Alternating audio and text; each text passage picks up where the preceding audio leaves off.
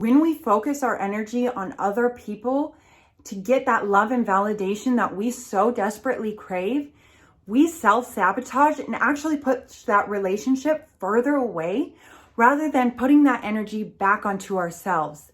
In this video, I'm going to share what I've learned along the way to stop people pleasing and instead live more in alignment with me. Welcome to my YouTube channel. My name is Michaela, and I help people heal their trauma and live more expansive lives.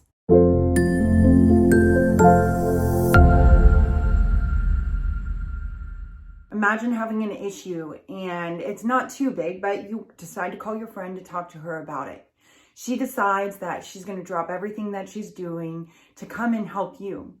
But in her doing that, it actually causes more problems for her, like maybe some consequences with work. Are you going to want to call that friend again? If you're a good friend, I'd imagine not, because you don't want your problems to interfere with her and her life.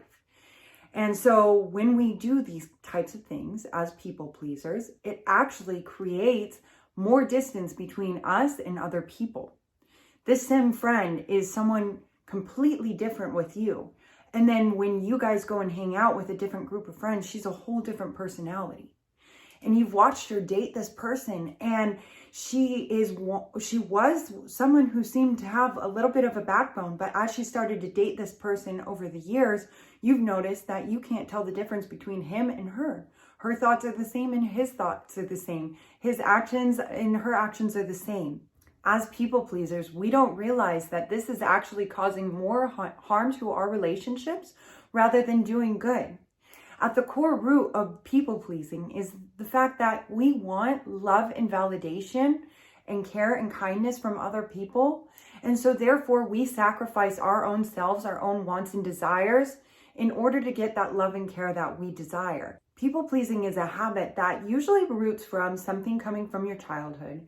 Maybe you were abandoned by a parent, or somebody was very neglectful. All your basic needs were met, and yet you felt like you didn't get that emotional care that you really needed as a child.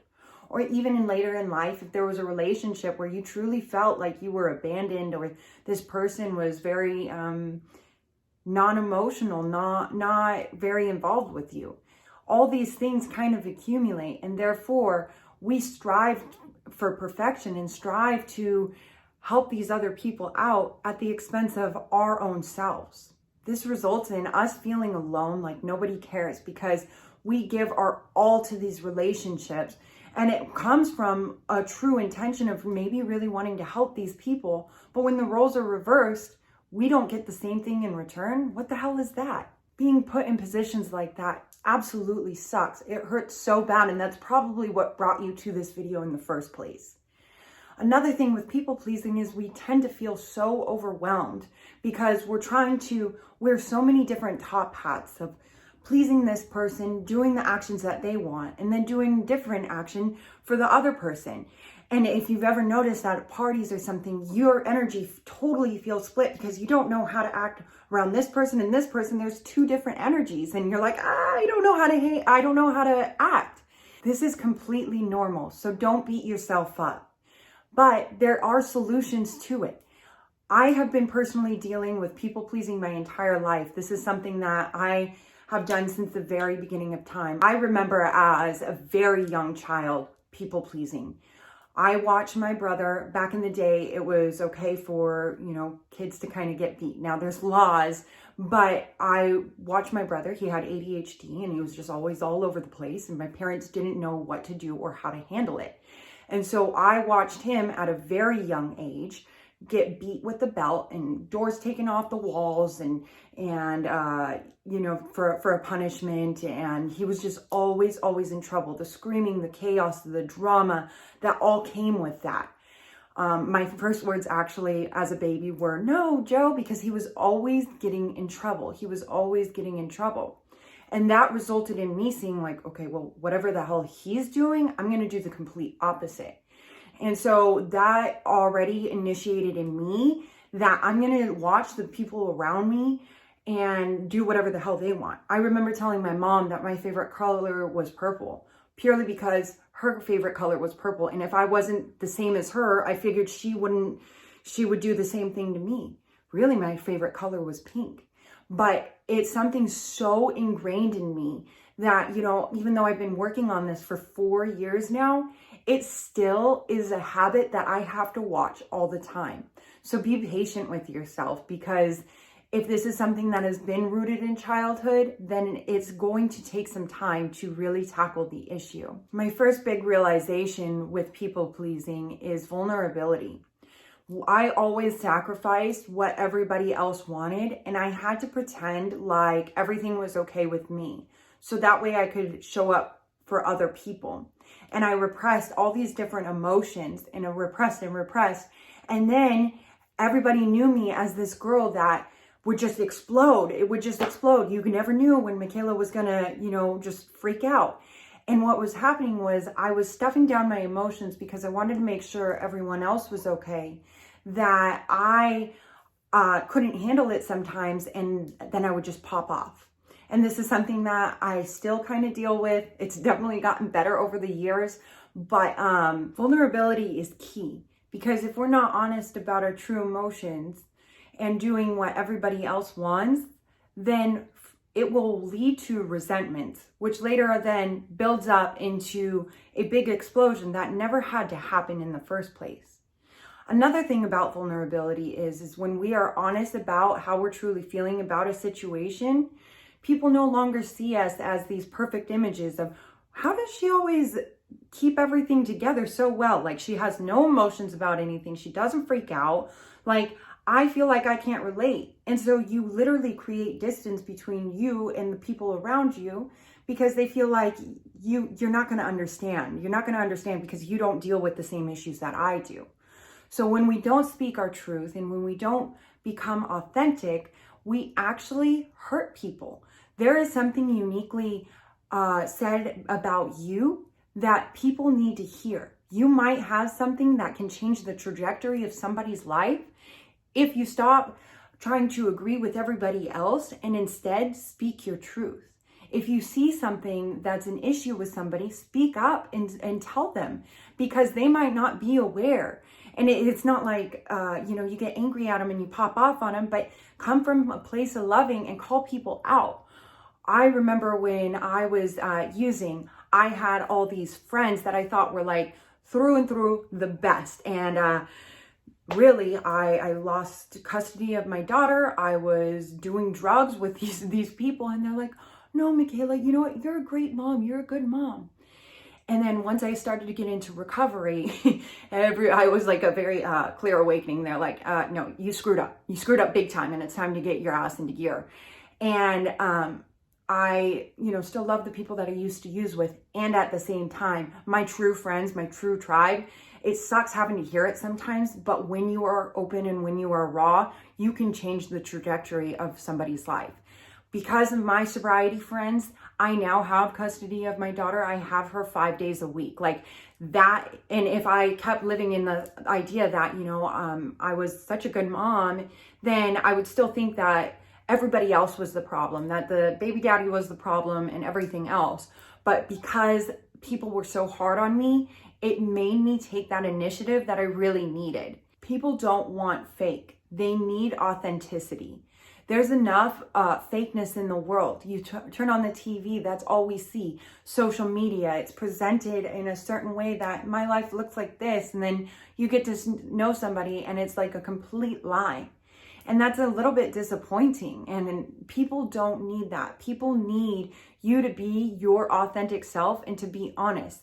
It will stop so much chaos and drama in your life that you don't even realize that you're creating. Another key tip is to prioritize your self-care and your desires and your wants above other people's. As people pleasers, we're always overextending ourselves and putting so much time and energy into everybody else and what they want, that by the time it comes to us, that we have no time, no space, no energy to build our own lives. And when I talk about self-care, I'm not talking about the makeup and the hair and getting your hair done and stuff like that. Those are all great tools to make you feel better and more confident. There's no shame in it. But what I talk about, when I talk about self-care, I mean like eating what feels good for your body, not forcing yourself to eat something that you don't want, but like what sounds good to you. And not sugar, but what sounds good to you? Does a salad sound good? If it doesn't, don't eat the salad. Maybe eat some brown rice and an avocado and an egg or something like that. If that sounds good, listen to your body. Get moving a little bit, because as you start to move, you get addicted to actually feeling good and not forcing yourself to look a certain way so people will be happy with the way you look, but move because you enjoy to move. Another thing is like, I know as a mom, it's super easy to put the kids' needs before your own needs. And as mothers, yes, we do owe them that. And at the same time, if there's these dreams and desires that we put our kids first, it creates more chaos and drama. I am trying to do this YouTube thing. I'm trying to post YouTube videos daily, and recently it's been my daughter's birthday, and so there's been the planning for the birthdays, there's been the birthday parties, then we have the birthday, and then we're going camping. So my life is in shambles, and meanwhile, I'm feeling guilt because it's like I signed up to be consistent with my videos, and here I am, and I'm not being as consistent as I have this expectation or I would like to. And what I've realized is the days that I wake up extra early, I do my prayer meditation workout, then I get ready, and then I shoot this video first thing, I feel so much better, and I'm much more present for my daughter, and I'm much kinder, and I'm able to be so much more of service to the relationships in my life that actually matter when I prioritize my dreams, my desires first, comparatively to taking care of my daughter and making sure all her needs are met. And then, maybe if I have time later in the afternoon, I'll make a video. But all day I have anxiety, like I need to make that video.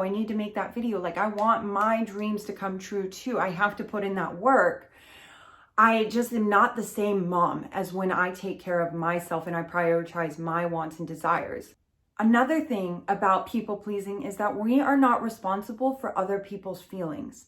So when we hear about somebody having an issue, we all automatically want to go in and we want to fix it for them.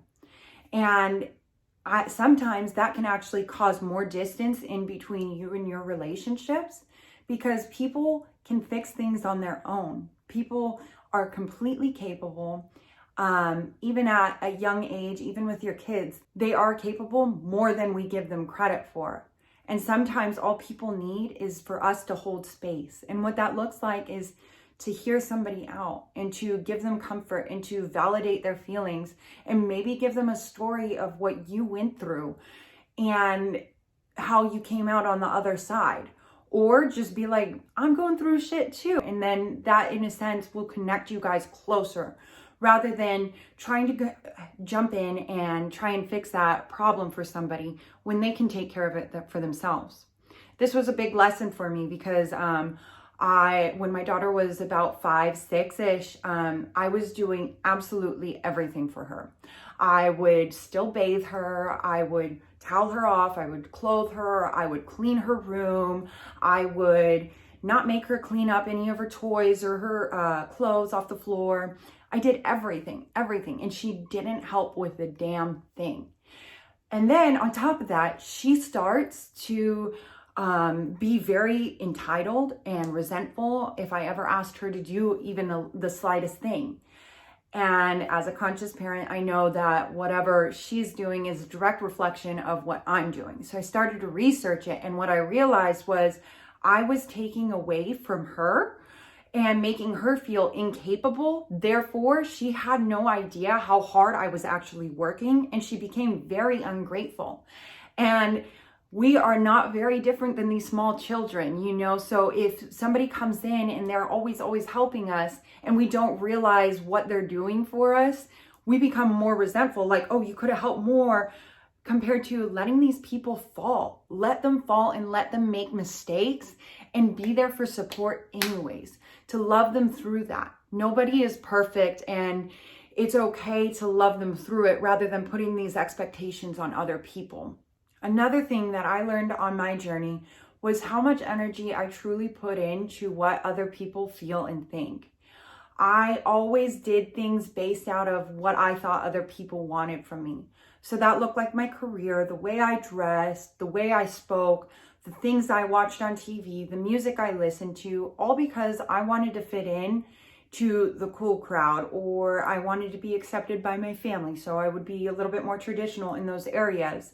And really that spread me so thin. And I'm going to be honest, in the times that I did that, I had lots of friends or people around me, but I never, like, looking back, I don't have a lot of connections from those times. Like, they've come and they've fallen. And the lesson in that for me has been to really put that energy back onto myself.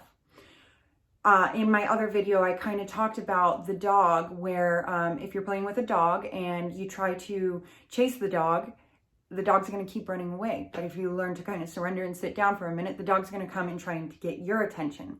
The same thing is true energetically. All that's happening with the dog is its energy. It starts to read your energy, so it comes and magnetizes to you. And so it's the same thing with us. When we put our energy into really carving out that time for us to do what we want to do, to wear the things that we want to wear, to do the career path that we want to do, people start to magnetize to us because they feel like they can relate a lot better than to the person who is not really honest. I noticed that when I would post on Facebook back in the day for attention, I did not get as much attention as I really craved. And since being more in my authentic truth, when I post things on social medias, I get more attention now. And it's all because I'm living my authentic self. And I don't even post because I'm trying to get the attention from other people. I post because it's something like, it's kind of nice to kind of just keep my family updated on what's going on and to let people in. And that's it. And it's a good log for me too, to kind of look back and like, oh yeah, that happened a year ago. That's kind of cool. We are only responsible for what goes on in our own lives. We are not responsible for the way other people think, feel, and act. And yes, we can be there to love them through that all. And at the same time, it's okay to give them their distance. As parents, we know that a kid may fall when they're on their bike, but if we're always there to catch them, they're never going to get better. It's kind of like the training wheels, taking the training wheels off of people around us. To let them fall and to make mistakes is okay. And to be there and to support them in a distanced way. This is all just about boundaries. I know that because I'm in recovery, I have quite a few friends that were actively using, and they'd always call me to ask for money and stuff like that. And because I was so codependent and I always wanted their love and validation, I'd send them the money, even though I knew what it was going towards. And I knew that it wasn't like my best judgment. I just wanted them to approve of me and to love me. And since getting sober and starting to practice this a little bit more, I'm able to say no and let them fall. And one of the biggest things for addicts or for other people that are very codependent, the best way to help them is to let them fall. You can be there and to love and support them. And at the same time, you are not responsible to make their life better. We are the only ones who can make ourselves happy. And that is the path that everybody will have to learn eventually. But if we keep going there and trying to fix it or make it better for other people, we only hurt ourselves in the long run, and we hurt them too, because they never learned the lessons that they needed to learn. My last tip that I wanted to touch on before I wrap this up is stop making yourself uncomfortable. Stop putting yourself in those positions where you feel very uncomfortable just to get that love and validation that you want. View yourself as a kid. If there's a dinner party or something that's going on and somebody is making you feel uncomfortable, maybe touching you in a certain way that you don't like, but you're like, I guess because like I owe you or whatever it is, think of yourself as a little kid. Would you tell this little kid, just deal with it? We need them to like you. That sounds extremely abusive. So why would we do that to ourselves? It's just, it doesn't align, right? But it's so funny how we can be our own worst critics and put ourselves in these situations that don't make us feel comfortable. And it's okay to excuse yourself, Like, who cares if that person doesn't like you? You don't need that love and validation from somebody that can't even respect you enough to not touch your body in a way that makes you uncomfortable. It's okay to say, you know what, this isn't for me, and to get up and to leave. And if people start talking about it and making you feel uncomfortable, that's on them. That's their stuff. Because if people truly understood how uncomfortable you were feeling, then, you know, those are your true core friends. And you will lose people along the path, and that's okay. It's okay to lose people along the path because they are not in alignment with you anymore. And it's okay to strive for better. They say when one door closes, another one opens, and it's so true, because you're just making more room for better things in your life. So to wrap this up, practice vulnerability. This one is going to connect you with people on a much deeper level rather than having to hide everything. A lot of chaos and drama will drop away when we start to practice this. You are not responsible for the way other people think and act. Your only responsibility, if you want to show up in somebody's life, is to love them and to love them as they are and give them the support. And when you start to practice vulnerability, you'll realize that you're making a deeper connection with people. It's okay to hold space for them and not have to go in and fix it for them. And last but not least, put that energy back on yourself. If you ever catch yourself going down that rabbit hole of what other people think or say or do, put it back onto you, because you are your best friend and you're going to be there throughout your entire life. We lose a lot of relationships, so don't lose that relationship to yourself in the process. If you like this video, please like, share, and subscribe so you can stay up to date with all my other videos. This is part of a 6-video series, so be sure to check out my other videos if you've missed them. It's all about abandonment wounds. And comment down below if there's something that you want to hear me talk about next. Can't wait to see you in one of my next videos. Bye.